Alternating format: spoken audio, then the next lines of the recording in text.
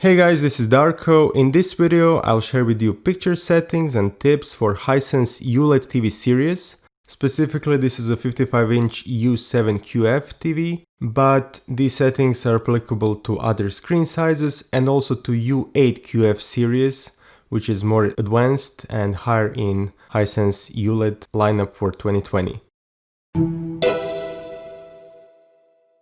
For those who don't want to see all the settings, I'll just say that for SDR, the best picture presets are Cinema Day and Cinema Night. For HDR10, HDR Day and HDR Night.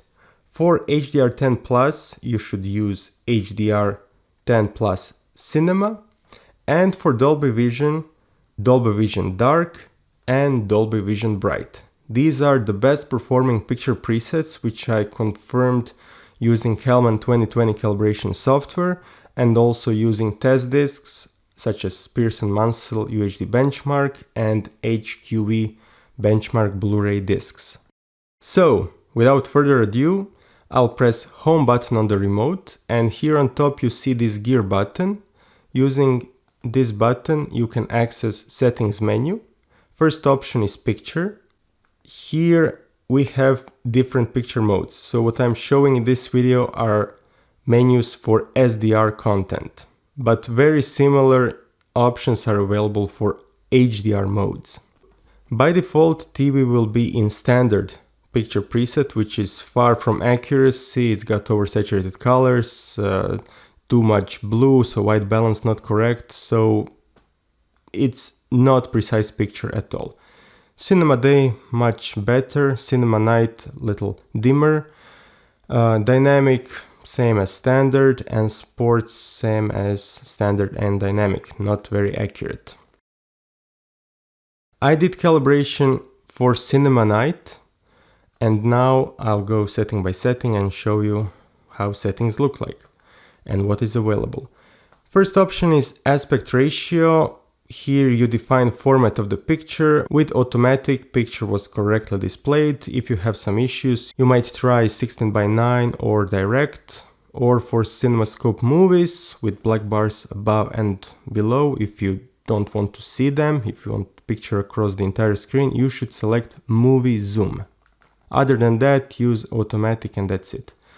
Next we have game mode. It is good that it is implemented within picture preset, because when you enable it, picture quality will remain the same in terms of white balance, colors and so on. You will just get lower input lag, so faster response.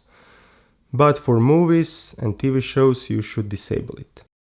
Next, picture mode settings, where you have apply picture settings to all sources. So if you want to have this picture preset adjusted in this way for all inputs, then you should select all sources. If you want different values, then you can select current source and then do optimization per each input.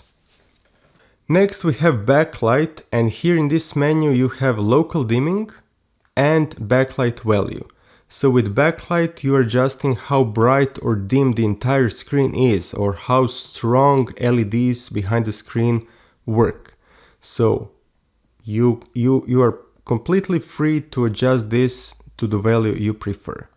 For local dimming, Hisense did a good job in implementing this technology. This is a full array local dimming LED LCD TV, so it's very effective in bringing you better contrast from this LCD screen. I prefer medium option, but if you want higher contrast and more blooming in picture around bright objects, then you might select high. What is good is that when local dimming is turned on, there is no global dimming, which is really excellent implementation of this technology. And if you disable it, then you will see the entire screen with uniform backlight, but then you will get global dimming. So definitely there are more arguments to use local dimming than not to use it. So medium for me is like optimum value, which I would recommend. Brightness is black level and contrast is white level adjustment. You can use specific test patterns from test discs, or you can download them for free and check them for your viewing environment and for your unit, which values are optimum. Color saturation at 50, this controls overall saturation, or how saturated colors are, how deep colors are.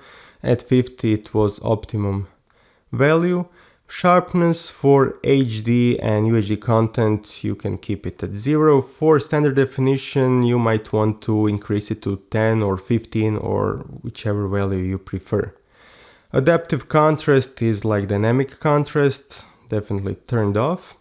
Next we have ultra smooth motion with settings for motion interpolation. So U7QF is using 60 Hz panel, so you cannot get improved motion resolution, only soap opera effect in movies if you want, using smooth, standard or clear options. There's also film preset which adds some smoothing without soap opera effect, but I did notice in certain scenes some slowdowns and strange performance. So that's the reason I would prefer, to get the most consistent results, to turn off this option. If you go to custom, you will get two sliders, judder reduction and blur reduction. However, blur reduction isn't working, and judder reduction, here you can adjust, you can fine tune soap opera effect, basically, so to the value you prefer. But I will keep it turned off because I got the best, the most consistent movie watching experience that way. Clear motion is black frame insertion, and this will darken the picture, add flickering. It will give you the best motion resolution, but again, due to slow response of this panel, it's not really the best, and also because of this darkening and flickering, I don't think many people will use it. Next we have noise reduction, so effective noise reduction options with low, medium or high intensity. This is working for HD and SD content. Surprisingly, for 4K content this control wasn't working at all. But here it is if you need to use it for this lower resolution content to reduce noise. MPEG noise reduction, this was not working, so I just turn it off. Color temperature, warm 1 gives you the most accurate colors according to D65 white point. Surprisingly, warm 2 is actually giving too blue picture, so keep warm 1 and that's it. Next we have expert settings menu with color gamut option. Here you have native, which will display all the colors display can show, and this is a quantum dot display, so standard gamut BT709 will appear as oversaturated, so it's best to use it at auto. Color tuner, these are controls to adjust primary and secondary colors. This was working really well for SDR and also for HDR content. I was able to fine-tune colors really well with this. White balance, here you can adjust balance of red, green and blue colors in two regions, dark and bright, but also in 20-point controls. However, on my unit I was only able to use 2-point controls because 20-point, no matter which level I used, I could not change anything, so I would say this control was also not working correctly, same as this blur reduction I mentioned before. Black level should be at auto, but maybe depending on device you're connecting, is it limited range or full range, you might need to adjust this if you notice crushed blacks. Gamma adjustment, this is individual control, just as backlight you can adjust individually. For brighter environment you can go with lower value, and for pitch black environment you can go with this higher values or BT.1886. For me, value 2.2 gave the optimum picture and contrast. Gamma calibration, here you should be able to fine-tune gamma curve because it was not accurate by default. However, This control was also not working correctly. I could not adjust gamma no matter which gain level I used. So this is the third item in picture controls which is not working correctly. Viewing angle, this will slightly alter gamma because this is VA panel, so it's best to view it directly from the front. Under angles you will lose color saturation and contrast. With this they tried to bring something back of that contrast by altering gamma, but it's really a subtle change. RGB only mode is used for calibration to adjust colors. Basically you should turn it off for normal viewing. Next we have in this picture mode settings menu, overscan, and of course if you enable it, picture will be zoomed in, and definitely I recommend that you keep it turned off. And this is it from settings.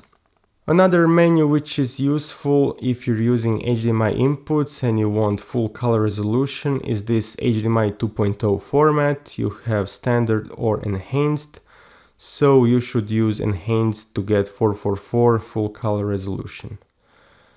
So these were all the settings I wanted to share.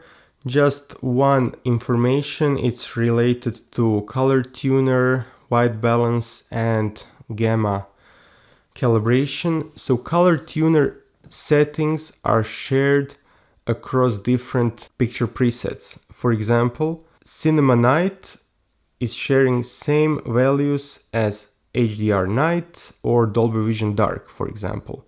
So this is just one information. If you want to have picture modes calibrated in the best possible way, then you should use, for example, Cinema Night for SDR, and then you should calibrate Cinema Day for HDR, and then maybe for Dolby Vision you should use Dolby Vision Custom, which is the third preset. Not very accurate by default, but you can fine-tune it through picture settings.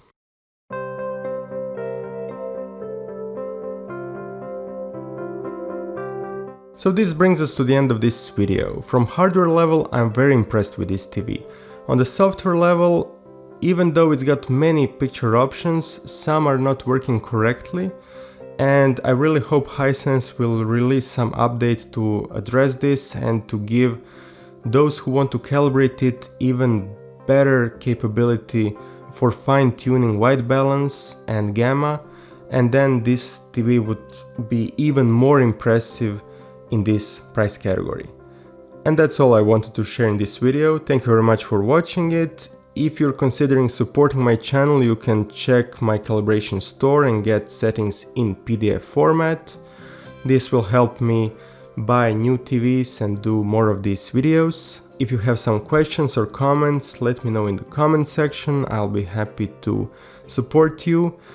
And I'll see you soon in my next video, which is hands-on review of Hisense Smart TV platform.